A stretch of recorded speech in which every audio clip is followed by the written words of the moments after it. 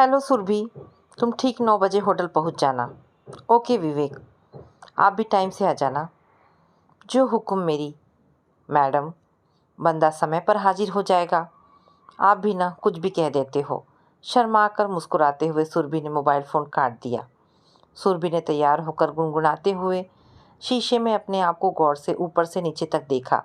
उसका सुंदर शरीर अभी तक सांचे में ढला हुआ था। तभी तो विवेक उसे बाहों के घेरे में लेकर हमेशा कहते, शरीर से आपकी उम्र का पता ही नहीं चलता जाने मन, और शरारत से हंसने लगते। तब सुरभि थोड़ा शर्मा कर रह जाती और कहती, आप भी ना। गुलाबी रंग की खूबसूरत साड़ी में चांदी के रंग की कारीगरी का काम, नए जमाने का ब्लाउज जिसका भार पीछे बंधी डोरी ने संभाल रखा था। बालों को हेयर ड्रेसर ने बड़े ही खूबसूरत ढंग से संवार कर 2 लट्टों को सामने निकाल दिया था। सुरभि के गोरे गोरे रुई से भी नरम हाथों पर लोग नज़र बरबस ही उठ जाती थी। सुरभि को याद है कि पिछली पार्टी में सुनीता शर्मा ने कहा भी था, सुरभि जी, आपको तो फिल्म इंडस्ट्री में होना चाहिए था।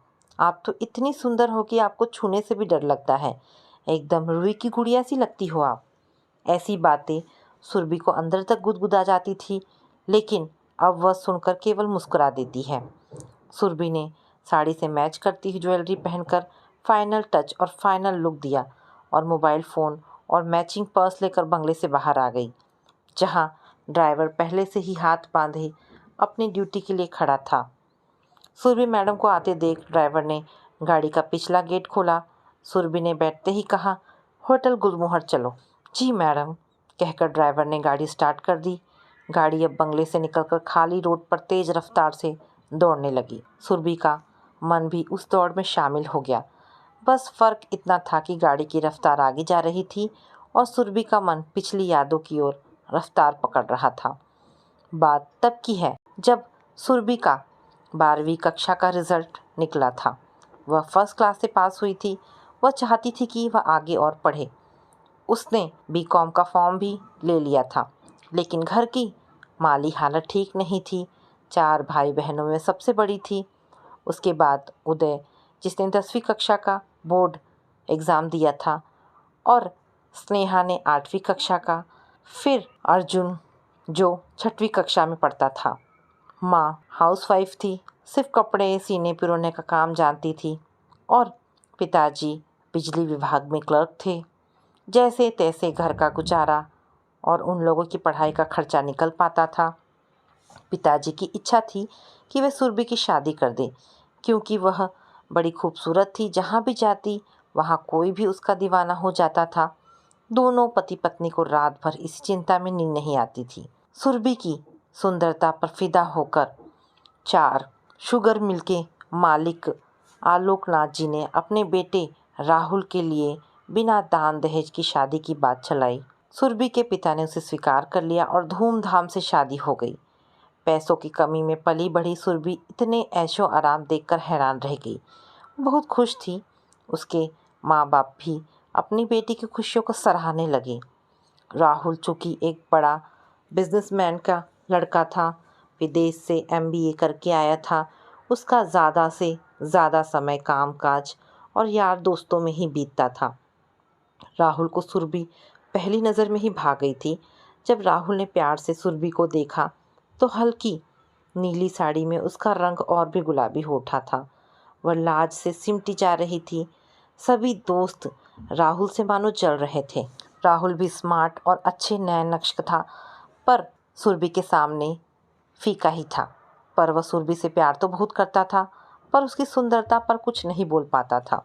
वह आए दिन पार्टी करता रहता था, जिसमें सिगरेट, शराब व शबाब का जोर होता था, और पार्टियां भी देर रात तक चलती थी। हाई सोसाइटी में उठने बैठने वाले राहुल के यार दोस्त भी वैसे ही थे। हर समय पीने पिलाने की ही बातें चलती थी। शुरुआत में तो सुरभि नई नवेली होने के नाते पसंद ना होते हुए भी ऐसी पार्टियों में शामिल हो जाती थी, पर उसे ऐसी पार्टियां कभी भी अच्छी नहीं लगी थी। धीरे धीरे सुरभि ने ऐसी हाई प्रोफाइल पार्टियों में जाना छोड़ दिया। घर की पार्टियों में 2-4 बार अपना चेहरा दिखाकर चली आती। बाहर की पार्टियों में केवल राहुल जाता था। उसे लौटने में कभी रात के 2, 3 या 4 बजते। पहले तो वह गुस्सा हो जाती, राहुल से बोलचाल बंद कर देती या कुछ शिकायत कर देती थी। एक बार फिर ऐसा ही हुआ। सुरभि राहुल से नाराज़ थी। तभी राहुल ने उसका हाथ पकड़कर उसे अपनी ओर खींचा तो एक पल के लिए वह सकुचाई। मुंह से एक भपका निकला। उसकी गंध से उसे उल्टी सी होने लगी। वो हटने लगी तो राहुल ने उसे झट से अपने करीब खींच लिया और उसे बाहों में भरने लगा। सुरभि उसकी बाहों से निकलने के लिए झटपटा रही थी। राहुल कह रहा था, सुरभि माफ़ भी कर दो, कल से जल्दी आ जाऊंगा। तुम बेहद खूबसूरत हो, मैं वादा करता हूँ कभी लेट नहीं होऊंगा। शराबी की जबान और कुत्ते की टेढ़ी पूंछ का जैसे कभी कोई भरोसा नहीं होता, वैसे ही पीना पिलाना राहुल की आदत में शुमार हो गया था। जितनी नफरत सुरभि को शराब, सिगरेट, देर रात की पार्टियों से थी, उतनी ही नफरत उसे अपने आप से भी होने लगी थी। इधर अंश के पैदा होने के बाद सुरभि उसके पालने पोसने में लगकर अपने को व्यस्त रखने लगी थी। पहले तो राहुल सिर्फ बाहर से ही शराब पीकर आता था, पार्टियां करता था, लेकिन माता पिता की मौत के बाद तो जैसे पूरा मैखाना ही घर में खोल दिया। अब वही आलोकनाथ जी की जायदाद का इकलौता मालिक जो हो गया था। धीरे धीरे राहुल अंश के साथ शराब पीने लगा। वह उसकी कोल्ड ड्रिंक के साथ चीयर्स करता, ड्राइवर से शराब मंगवाता, नौकरों व बावर्ची से कहकर खाने में तरह तरह की चीज़ें बनवाता। सुरभि को यह सब बहुत अखरने लगा था। यही तो वह उम्र होती है जब बच्चा अपने माँ बाप को अपना रोल मॉडल मानकर उनकी नकल करता है, अच्छी बुरी आदतों को अपनाता है। सुरभि देखती कि जब राहुल समय से घर नहीं आता तब अंश कोल्ड ड्रिंक से भरा गिलास अपने हाथों में लेकर कहता, चलो मम्मा आज ड्रिंक्स लेते हैं। रामू काका आप मेरे लिए चीज़ सैंडविच और फ्रेंच फ्राइज बनाओ। सुरभि खून का घूंट पीकर रह जाती। वह अपना दुख दर्द किससे बांटती। मायके में तो किसी की भी हिम्मत नहीं थी जो राहुल की आंखों में आंखें डालकर बातें कर सके। पर उस दिन सुरभि ने कुछ सोच लिया था। रात 3 बजे राहुल के मोबाइल फ़ोन पर बात करनी चाहिए तो वह स्विच ऑफ मिला। तकरीबन 3:30 बजे राहुल का फ़ोन आया, बेडरूम का दरवाज़ा खोलो। गुस्से में आकर सुरभि ने भी कह दिया, राहुल आज ये दरवाज़ा नहीं खुलेगा, आपको जहाँ जाना है चले जाइए। रोज़ रोज़ आपकी देर से शराब पीकर आने की आदत से मैं परेशान हो गई हूँ। इससे अंश पर भी गलत असर पड़ रहा है। पहले तो राहुल प्लीज़ प्लीज़ करता रहा, फिर बोला, मैं केवल अंश से मिलना चाहता हूँ। सुरभि एक बार दरवाज़ा खोलो, मैं उसे प्यार करके चला जाऊँगा। सुरभि ने ना जाने क्या सोचकर दरवाज़ा खोल दिया। अब तो वह सुरभि पर आंखें तरेने लगा। मेरे घर से मुझे ही निकालती है, मुझे पता था तेरा बाप दलाल है, 500 रुपए के लिए तुम लोगों से धंधा कराता है। तेरे बाप की औकात थी इतने बड़े घर में तेरी शादी करने की? वह तो मेरे बाप की अच्छाई है जो तू यहाँ पर आ गई, नहीं तो होती किसी धंधे पर।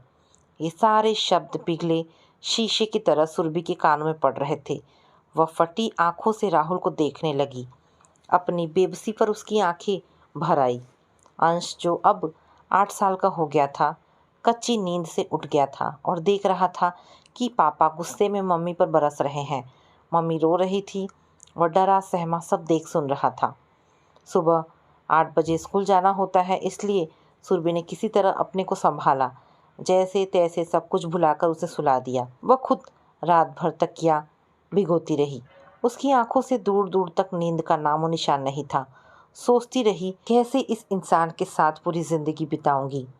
जो इंसान अपनी पत्नी को इज्जत की निगाह से नहीं देखता, उसके बच्चे की नज़र में उस औरत की कोई इज्जत नहीं रह जाती। चाहे पिता के घर में कुछ भी न था, शांति तो थी। रूखा सूखा खाकर पढ़ाई करने में ही अपने 19 साल गुजार दिए। 20वें साल में उसके ससुर ने उसे राहुल के लिए पसंद कर लिया था। उसकी बेमिसाल सुंदरता ही आज उसके लिए श्राप बन गई। कॉलेज में बहुत से लड़के सुरभि को अपनी प्रेमिका बनाना चाहते थे, पर उसे सिर्फ पढ़ाई से ही मतलब था। शायद इसलिए किसी लड़के की उससे बात करने की हिम्मत ना होती थी। वह कॉलेज में हार्टलेस के नाम से मशहूर थी। घर में काम के सिलसिले से जुड़े कई लोग राहुल से मिलने आते थे। एक सुबह डोरबेल की आवाज़ पर सुरभि ने अनमनी से होकर खुद दरवाज़ा खोला। सामने एक 33-34 साल का नौजवान जो उसकी ओर एकटक निहार रहा था। आंखें चार हुई। पता नहीं सुरभि को क्या हुआ, उस निगाहों को वह सह न सकी और तुरंत वहाँ से हट गई। बिजनेस से जुड़े लोगों में से वह भी एक था। वह बुझी बुझी सी अपने काम में लग गई। अक्सर लोग बाहर से भी आते ही रहते थे। कभी किसी से मिलना होता था तो राहुल खुद बुलाकर मिला देता था। इस बार भी राहुल बोला, सुरभि, इनसे मिलो। ये हैं कॉटन मिल के मालिक विवेक, मुंबई से आए हैं। और विवेक जी, इनसे मिलिए, ये हमारी बेटर हाफ है। दोनों ने एक दूसरे से हाथ जोड़कर नमस्ते किया। विवेक ने गौर से सुरभि को देखा पर उसने ध्यान नहीं दिया। एक दिन विवेक ऐसे ही किसी काम से आया था, पर जाते समय एक अपना विजिटिंग कार्ड थमाकर चला गया। उस कार्ड के पीछे एक नोट लिखा था, टाइम मिलने पर फ़ोन कीजिएगा, मैं आपका इंतज़ार करूँगा। पढ़कर सुरभि कुछ घबरा सी गई। ना चाहते हुए भी उसने शाम को डरते डरते फ़ोन किया। हेलो, मैं सुरभि। आप विवेक जी? हाँ हाँ, मैं विवेक ही बोल रहा हूँ। मैं कब से आपके फ़ोन का इंतज़ार कर रहा था। आप बुरा मत मानिए, एक बात कहूँ, आप बहुत सुंदर हैं। धन्यवाद, वह बोली। प्लीज़ मना मत कीजिएगा। क्या कल हम शाम को एक एक कप कॉफ़ी पी सकते हैं? सुरभि चाह कर भी मना ना कर सकी। कॉफ़ी पीते समय बार बार विवेक की ओर नज़रें उठती तो उसे अपनी ओर ही देखता पाती। वह शर्माकर सिर झुका लेती। सुरभि जी, जब से मैंने आपको देखा है मैं रात भर सो नहीं पाता। दिल चाहता है कि बस आपको ही देखता रहूं, दिन रात हर पल। आपकी मुस्कुराहट बहुत कातिल है। ये सुनकर सुरभि का दिल झूम उठा। शर्म से पलकें झुक गई, होठों पर एक लुभावनी मुस्कान आ गई। उस दिन के बाद से ही वे एक दूसरे से मिलने लगी। कभी कॉफ़ी हाउस, तो कभी शॉपिंग मॉल, तो कभी थिएटर, कभी किसी पार्क में, ताकि राहुल या किसी पर राज ना खुले, इसलिए मिलने के लिए अलग अलग जगह तय कर लेते थे। मिलने पर सुरभि को अजीब सी घबराहट होती थी, पर उसकी इस घबराहट में भी एक खुशी थी। एक दिन दोपहर को अंश सुरभि के मोबाइल फ़ोन पर गेम खेल रहा था। तभी मोबाइल फ़ोन की रिंग बजी। सुरभि अंश के हाथ से मोबाइल फ़ोन लेने गई तो उसने देने से मना कर दिया। प्यार से फिर झल्लाकर छीनने गई तो बोला, आप एक नंबर की। इससे आगे सुरभि ने जो सुना तो लगा जैसे किसी ने भरे बाजार में उसे नंगा कर दिया। उसके सोचने समझने की शक्ति खत्म हो गई। वह बहुत ही दुखी हो गई। उन्हीं नाजुक व कमज़ोर क्षणों में वह विवेक के और करीब आ गई। क्या बात है सुरभि, तुम इतनी गुपचुप और खोई खोई सी क्यों लग रही हो? कुछ नहीं, कहते कहते भी सुरभि का गला भर गया। फिर वह हंसते हुए कहने लगी, देखो, मैं एकदम ठीक तो हूँ, मुझे क्या हुआ है? मैं इस खोखली हंसी के पीछे के दर्द को साफ साफ महसूस कर रहा हूँ। मुझे हैरानी होती है कि इतनी प्यारी और सुंदर आंखों में भी आंसुओं का इतना गहरा समुंदर भी समा सकता है। क्या बात है, तुम्हारे इन आंसुओं से मुझे बहुत दर्द पहुँचता है। तुम मेरी जान हो, मेरी सब कुछ हो। मैं तुम्हें एक पल के लिए भी उदास नहीं देख सकता। सुरभि ने सुबकते सुबकते विवेक को दोपहर में घटी घटना के बारे में सब कुछ सच सच बता दिया। तो ये बात है, बच्चे जो देखते सुनते हैं वही सीखते हैं। दिल से मत लगाओ, बच्चा है यार। तुम्हें पता है कि आज मैंने तुम्हारे लिए यह तोहफ़ा लिया है, ज़रा खोल कर तो देखो कैसा है। इसकी क्या ज़रूरत थी? तुमसे दिल की बातें करके मन हल्का हो जाता है, बस। बस और कुछ नहीं? तिरछी निगाहों से विवेक ने कहा तो सुरभि शर्मा गई। क्या तुम मेरी गर्लफ्रेंड बनोगी सुरभि? सुरभि ने चौंक कर विवेक की ओर देखा तो उसकी आंखों में सिर्फ प्यार और प्यार ही नजर आ रहा था।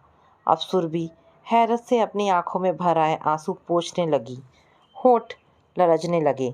बहुत मिन्नतें करने पर सुरभि ने तोहफे का रैपर खोला। हीरे की अंगूठी थी, बहुत ही खूबसूरत है। तोहफे तो राहुल भी ढेरों लाता था, पर उसमें घमंड था। वह खुश होकर कह बैठी, विवेक, मुझे इस घुटन से कहीं दूर ले चलो। विवेक भी उसे दूसरे शहर ले जाने को तैयार था। वह तुरंत बोला, हाँ चलो, कब चलोगी सुरभि, मैं तुम्हें अपने साथ हमेशा के लिए ले जाऊंगा, कहकर उसने सुरभि को अपनी बाहों में भर लिया। सुरभि अब भी खोई हुई थी। बाहर तेज बारिश हो गई थी। अचानक बिजली कड़की और उसने दोनों हाथों से कसकर विवेक को पकड़ लिया।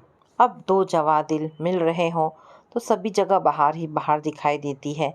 बारिश की धुन में प्यार का संगीत था। विवेक उसे अपने बाहों में भरने लगा।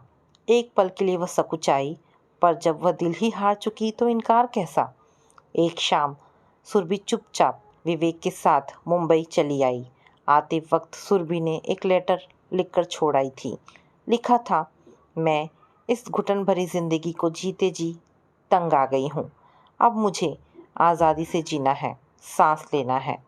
उस वक्त सुरभि ने अपने बेटे अंश के बारे में भी नहीं सोचा, पर वह तो विवेक के प्यार में पगलाई हुई थी। उसे उस समय जो ठीक लगा किया। ये भी नहीं सोचा कि राहुल और उसके बच्चे पर क्या बीतेगी। विवेक को पाकर सुरभि को लगा कि सारे जहाँ की खुशियाँ मिल गई हो। उन लोगों ने 4-5 महीने विदेश में ही बिता दिए। वापस आकर विवेक अपना मुंबई का बिजनेस संभालने में लग गया और सुरभि अपने फ्लैट को सजाने संवारने में जुट गई। दिन रात सपनों में ही जैसे बीत रहे थे। सुरभि को कभी अंश की याद आती तो दिल में कुछ चटक जाता, गले में कुछ फांस जैसा अटक जाता, लेकिन वह अपने सिर को झटक देती और दिल को बच्चे की तरह झुनझुना पकड़ाकर समझा लेती थी। सुरभि व विवेक अक्सर होटलों में ही डिनर लेते थे। वहाँ जो भी सुरभि को देखता तो उसे बस देखता ही रह जाता। विवेक ने सुरभि के लिए काफ़ी मॉडर्न कपड़े खरीदे थे। बहुत ही नानुकुर के बाद वह उन्हें पहनती थी। अरे बाबा, यही तो आजकल का फैशन है। चलो डार्लिंग, पहनो, जल्दी से ब्लैक ड्रेस पहन कर आओ। मैं बाहर कार में तुम्हारा इंतज़ार कर रहा हूँ। देखो तो सही मेरी जान इन कपड़ों में कैसी लगती है, विवेक कहता। थोड़ा घबराते हुए सुरभि ने वह ब्लैक ड्रेस पहनी। अब उसने खुद को मिरर में देखा तो अपने बदले लुक और जचते कपड़ों के साथ बढ़ती दुगनी सुंदरता पर उसे यकीन नहीं हुआ। देर होने पर विवेक खुद ही बेडरूम में चला आया। जब सुरभि को ब्लैक कलर की ड्रेस में देखा तो देखता ही रह गया। हाय स्वीटहार्ट, कितनी सुंदर लग रही हो। अब तो मैं तुम्हें खा जाऊंगा। सुरभि के गाल शर्म से और भी गुलाबी हो गए। डिनर करते समय कितने लोगों ने पलट पलट कर ललचाई नज़रों से देखा तो सुरभि घबराई सी उस ड्रेस में असहज हो उठी थी। पर धीरे धीरे उसे ऐसे कपड़ों की आदत सी हो गई। दिल्ली की सुरभि और मुंबई की सुरभि में ज़मीन आसमान का फ़र्क हो गया। मज़े से ज़िंदगी गुजर रही थी। तभी एक दिन विवेक ऑफिस से बहुत घबराया हुआ सा घर वापस आया। गजब हो गया, विवेक बोला। क्या हुआ? सुरभि ने कहा। मैंने 20 करोड़ के प्रोजेक्ट के लिए बैंक से 10 करोड़ का लोन पास करवाया था, लेकिन पिछला टेंडर पास नहीं होने से बैंक का मैनेजर लोन पास नहीं कर रहा है। कोटेशन वगैरह सब भर दिए हैं। समझ में नहीं आता कि क्या करूं। अगर मेरा यह करोड़ों का प्रोजेक्ट इस बार क्लियर नहीं हुआ तो हम रोड पर आ जाएंगे। हमारा ऑफिस, घर, सब कुछ चला जाएगा। प्लीज़ सुरभि, कुछ सोचो, कुछ करो। अब बेचारी सुरभि क्या करे? वह तो सिर्फ दिलासा व हौसला ही देती रही। सब ठीक हो जाएगा विवेक, तुम जाकर एक बार फिर मैनेजर से बात करो। नहीं सुरभि, अब मिलने से कुछ नहीं होगा। हाँ, अब ठीक केवल एक शर्त पर ही हो सकता है। सुना है कि वह मैनेजर अविनाश थोड़ा शराब और शबाब का रसिया है। अगर एक चांस ले ले तो शायद, मतलब अगर तुम अविनाश को शीशे में उतार सको तो। विवेक कहते कहते नजरें नहीं मिला पा रहा था। ये तुम क्या कह रहे हो विवेक? तुम्हारा दिमाग तो खराब नहीं हो गया है? तुम अपनी सुरभि को सिर्फ एक लोन पास करने के लिए किसी पराए मर्द के बिस्तर पर परोस रहे हो? तकरीबन चिल्लाते हुए सुरभि गुस्से से बोली। मुंबई में तो ऐसी बहुत सी लड़कियां हैं, किसी को भी वहां पे भेज दो। सुरभि, मुझे माफ़ कर दो, कहकर विवेक ने सुरभि की ओर प्यार से हाथ बढ़ाया तो उसने हिकारत भरी नज़रों से घूरकर हाथ को छिटक दिया। विवेक अपनी सफाई में कह रहा था, सुरभि, मुझे ये कहना तो नहीं चाहिए था, पर मैं किसी ऐसी लड़की पर एकदम से भरोसा नहीं कर सकता। कब किसके सामने किसका राज फाश कर दे कुछ कहा नहीं जा सकता। मुझे ये सब कहते हुए बड़ी शर्म महसूस हो रही है कि मैं अपनी जान को किसी और के बिस्तर पर सोने को मजबूर कर रहा हूँ। हो सके तो मुझे माफ़ कर देना। मेरे पास अब जान देने के सिवाय कोई चारा नहीं है। मैं दिवालिया होकर नहीं जी सकता। अब सुरभि के सामने इधर कुआं उधर खाई वाली हालत हो गई। जिस्म का सौदा कर विवेक के बिजनेस को बचाए या फिर जिस्म को बचाकर उसको मरता देखे। फिर इतने बड़े शहर में अकेली कैसे और कहाँ रहेगी? सब गिद्धों की तरह नोच डालेंगे। राहुल के पास वापस नहीं लौट सकती। आखिरकार उसने अपने जमीर को मारकर ही यह कदम उठाया। बैंक मैनेजर अविनाश तो सुरभि का इतना दीवाना हुआ कि उसने यहाँ तक कह दिया, विवेक, आज से आप मेरे फैमिली फ्रेंड हो। अब आपको कभी भी कोई भी परेशानी हो तो बेहिचक मुझे कह दीजिएगा। बस वहीं से सुरभि का कॉल गर्ल बनने का सफ़र शुरू हो गया। हर रात लिप पुत कर किस किस के गुलस्ता को महकाती फिरती। अब उसे याद ही नहीं है। विवेक तरक्की की सीढ़ियों को पार करता रहा। सुरभि कभी नफरत से पूछती, विवेक, तुमने ऐसा क्यों किया? किस जन्म का दुश्मनी निकाला है तुमने? विवेक बड़ी बेशर्मी से हंसने लगता। सुरभि कभी जाने को मना करती तो वह हाथ भी उठा देता। ऐसी दहशत भरी जिंदगी जीते जीते यूं ही 14 साल बीत गए। सुरभि ने ये बात अब अच्छी तरह से समझ ली थी कि औरत केवल खिलौना है। कभी उसे पैरों तले रौंदा जाता है तो कभी उसे हाथों द्वारा मसला कुचला जाता रहा है। उसने विवेक की चिकनी चुपड़ी बातों में आकर अपना बसा बसाया घर उजाड़ दिया। कभी अकेलेपन में अपने बच्चे अंश और राहुल का चेहरा उभरता तो वह सिसक उठती। सुरभि अपनी यादों के दायरे से बाहर निकल आई। आज भी बाहर से कोई आया है, जिसमें से एक को गुलमोहर होटल में ठहराया गया है, जहां सुरभि को अभी पहुंचना है। ड्राइवर ने होटल गुलमोहर के सामने कार रोक दी। इठलाती लहराती सुरभि मैनेजर से रूम नंबर पूछकर चल पड़ी। उसने 803 नंबर रूम खटखटाया। अंदर से आवाज़ आई, कम इन। दरवाज़ा बंद नहीं था, केवल ढलका हुआ था। हाथ लगते ही खुल गया। सामने फ़ोन पर झुका कोई नौजवान रिसेप्शन में बात कर रहा था और एक 45-50 साल का रसिया किस्म का आदमी साथ खड़ा उसे समझा रहा था। हाथ के इशारे से सामने पड़े सोफे पर सुरभि को बैठने को कहा और बोला, आप ज़रा बैठिए। अंश, रिसेप्शन में कुछ ऑर्डर देना मेरे व मैडम के लिए। तुम तो कोल्ड ड्रिंक लेते हो, पर मैं और मैडम वेज कबाब और वेज लॉलीपॉप लेंगे और थोड़ी बियर भी। थैंक्स। तभी वह नौजवान सुरभि की तरफ मुड़ा। उसे देखकर सुरभि कांप उठी। वह वहाँ एक पल भी रुक नहीं पाई, उल्टे पैरों लौट गई और वह आदमी हेलो हेलो मैडम कहता ही रह गया। वह नौजवान भी हैरान खड़ा रह गया। सुरभि अपनी नज़रों में तो गिर ही चुकी थी। आज वह सरे बाजार नग्न भी हो गई। उसके झूठे सपनों का महल तहस तहस हो गया। उसकी ऐसी भयानक तस्वीर देख सुरभि ने अपने दोनों कानों पर हथेलियां रख ली।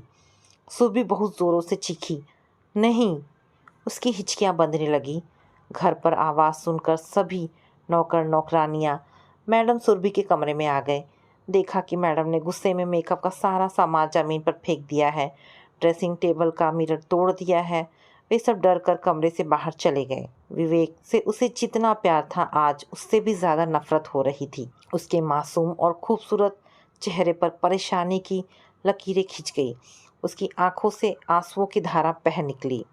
कभी सोचा ना था कि उसका अतीत ऐसा शर्मनाक रूप से वर्तमान में सामने आएगा। उसने अपना सिर बेड के किनारे पर जोर से दे मारा। वह दो आदमियों द्वारा छली गई। एक ने उसके वजूद को पैरों तले रौंदा तो दूसरे ने उसके शरीर को इस्तेमाल करने का जरिया बनाया। पहले अपने लिए, फिर पैसों के लिए। खुद ने भी नोचा खसोटा और दूसरों से भी नुचवा ही रहा है। आज सुरभि शावर में खड़े घंटों अपने को भिगोती रही। बरसों से मन पर पड़े मैल की परतों को सोप से रगड़ रगड़ कर साफ करती रही। उसे मिरर में अपने आप को देखने में भी डर लग रहा था। सुरभि ने उस रात अपने आप को बेडरूम में कैद कर लिया। कितनी बार दरवाजे पर दस्तक हुई। विवेक की आवाज़ आ रही थी, डार्लिंग दरवाज़ा खोलो, मैं तुम्हारा विवेक। नींद आ गई होगी, शायद थकी हुई हो, पर कोई आवाज़ ना पाकर विवेक ने सोचा, लगता है वह सो गई है। जब वह सुबह उठेगी तब बात करूँगा। दरवाजे को ज़ोर ज़ोर से खटखटाने से सुरभि की नींद टूटी। कब वह सोई उसे उसका एहसास ही नहीं हुआ। हड़बड़ाकर वह उठी और दरवाज़ा खोला। अरे, रात में कैसे बेहोश होकर सो गई थी तुम? तुम्हें मेरा भी ख्याल नहीं आया और तुमने खाना भी नहीं खाया। डिनर के लिए कितना दरवाज़ा खटखटाया और तुमने दरवाज़ा खोला ही नहीं। क्या हुआ मेरी जान? विवेक ने सुरभि को बाहों में लेने की कोशिश की तो वो पीछे हट गई। नफ़रत भरी नज़रों से उसे घूरा तो हंसते हुए विवेक का चेहरा अचानक सफ़ेद सा पड़ गया। उसके हिकारते भरे चेहरे को विवेक बखूबी समझ रहा था, इसलिए शर्मिंदा व बौखलाया हुआ सा बगले झाँकने लगा। तभी सिक्योरिटी गार्ड ने आकर कहा, कोई मिस्टर आए हैं, मैडम को पूछ रहे हैं। ठीक है, उन्हें चाय कॉफ़ी सर्व करो, मैडम अभी तैयार होकर आ रही हैं, कहकर विवेक कमरे से बाहर आ गया। सुरभि ने जैसे ही हॉल में कदम रखा, सामने नज़र पड़ते ही ऐसे तड़प उठी जैसे भूल से जले तवे पर हाथ रख दिया हो। वह घबराकर वापस जाने लगी, तभी उसके कानों में मिश्री घोलती एक आवाज़ गूंजी, माँ, मैं आपका अंश, आपको कहाँ कहाँ नहीं ढूंढा हमने, आखिरकार आप मिल ही गई। इतना कहकर वह सुरभि से लिपटकर फूट फूट कर रोने लगा। अंश रोते रोते ही कहने लगा, माँ, आपके बगैर पापा ने भी अपनी कैसी हालत बना रखी है। कितने वर्ष बीत गए आपके बगैर जीते हुए, अब मैं एक पल भी आपके बगैर नहीं रह सकता। प्लीज़ माँ, घर लौट चलो, आपको लिए बगैर मैं यहाँ से नहीं जाऊँगा। जब होटल में सुरभि ने अंश को देखा, जो बिल्कुल राहुल की शक्ल पाए हुए था, उसे लगा कि उसने ममता के रिश्ते में भी जहर तेजाब घोल दिया। उधर सुरभि जब राहुल को छोड़कर चली गई थी, तब वह एकदम टूट सा गया था। वह उसे बहुत प्यार करता था। निराशा व हताशा से बेहाल राहुल ने सारा बिजनेस समेटा और केरला की किसी अनाम जगह पर चला गया। अब वह अपने बेटे अंश के लिए जी रहा था। सुबह उसे तैयार करके स्कूल भेजता, फिर अपने ऑफिस जाता, जल्दी काम निपटाकर वह फिर घर लौटता। धीरे धीरे सारे काम घर में मोबाइल फ़ोन से ही करने लगा। अंश को भी पापा का ढेर सारा प्यार पाकर लगा कि जैसे अपनी माँ को भूलने लगा है, पर वह भूला नहीं था। कभी कभी अंश पूछ ही बैठता, पापा, माँ कहाँ गई हैं? तब राहुल की बेबसी से आंखें भर आती। फिर मासूम अंश को सीने से लगाकर रो पड़ता। उसने सोचा कि ढूंढा तो उसे जाता है जो खो जाता है, जो खुद ही छिप गया हो उसे ढूंढकर क्यों परेशान करूं। जैसे ही अंश बड़ा हुआ, उसका इंजीनियरिंग की पढ़ाई पूरी हो गई थी। वह अपनी माँ की तलाश में लग गया। वह पापा राहुल को सेमिनार है बोलकर दिल्ली गया, जहाँ पहले मम्मी पापा के साथ रहता था बचपन में। वहाँ से पता चला कि उसकी माँ मुंबई में है। शायद तभी से वो मुंबई में आकर तलाश करने लगा। एक दिन एक होटल में उसने विवेक के साथ सुरभि को देखा। वहाँ से सारी जानकारी हासिल की, फिर अपनी माँ से मिलने का प्लान बनाया और कुछ तो समझ में नहीं आया कि कैसे मिले। वह सुरभि को शर्मिंदा नहीं करना चाहता था और कोई चारा भी तो नहीं था उसके पास। लेकिन अफसोस, राहुल का हमशक्ल होने से बाजी पलट गई। उसकी सूरत देखते ही सुरभि लौट गई। वह तुरंत पहचान जो गई थी। माँ, मेरा चेहरा देखकर आप मुझे तुरंत पहचान गई और आप लौट गई। माँ, मेरा इरादा आपको परेशान करने का नहीं था। पापा भी आपके जाने के बाद एकदम टूट से गए हैं। वे तिल तिल कर मर रहे हैं। मैं उन्हें ऐसे घुटते तड़पते नहीं देख सकता था। उन्हें भी अपनी गलतियों का एहसास हो गया है। वैसे वे मुझ पर जताते नहीं हैं कि वे दुखी हैं। मैं जानता हूँ कि पापा आपको बहुत प्यार करते हैं और आपके बगैर अकेले जी रहे हैं। वे भी मेरे साथ आए हैं, बाहर खड़े हैं। एक ही जगह मूर्ति सी खड़ी सुरभि किस मुंह से राहुल के सामने जाती, उससे नज़रें मिलाती। उसने बेजान थके हाथों से अंश को अपने से अलग किया। उसकी आंखें पथरासी गई। लग रहा था कि उन आंखों में भावनाएं ही नहीं हैं। इतने में राहुल भी अंदर आ गया। कितना बीमार, थका थका, लाचार सा लग रहा था। सुरभि के दिल में कुछ टूटने पिघलने लगा। मन दर्द से भर उठा। राहुल का क्या कसूर, पर वह इस कलंकित शरीर के साथ कैसे आगे बढ़ती। विवेक तो राहुल को देखकर शर्म से पानी पानी हुए जा रहा था। दोस्त होकर पीठ में छुरा घोंपने का गुनाह जो किया था, इसलिए नजरें ना मिलाकर एक और कोने में सिर झुकाए खड़ा रहा। राहुल थके कदमों से सुरभि के करीब आया और अपने दोनों हाथ जोड़ लिए। राहुल ने कहा, सच सुरभि, इसमें तुम्हारी कोई गलती नहीं है। मेरी ही नादानी की वजह से हमारा अंश हम दोनों की परवरिश नहीं पा सका, लेकिन अभी भी देर नहीं हुई है। हम दोनों मिलकर अब भी अपने बेटे अंश को अच्छे संस्कार देंगे, उसे बिजनेस में फलता फूलता देखेंगे। अभी तो उसकी शादी करनी है, उसके प्यारे प्यारे बच्चों को गोद में खिलाना है। नहीं राहुल, अब ये कभी नहीं हो सकता। मैं चाह कर भी इस दलदल से बाहर नहीं निकल सकती। मैं इस लायक ही नहीं रह गई हूँ कि तुम्हारे साथ जा सकूँ। अपने भर आए गले को ककारते हुए सुरभि फिर बोली, राहुल, जब शरीर का कोई अंग सड़ जाता है तो उसको काट कर अलग कर दिया जाता है, नहीं तो पूरे शरीर में जहर फैल जाता है। मैं अब वह दाग हूँ जिसे सिर्फ छिपाया और मिटाया जा सकता है, पर दिखाया नहीं जाता।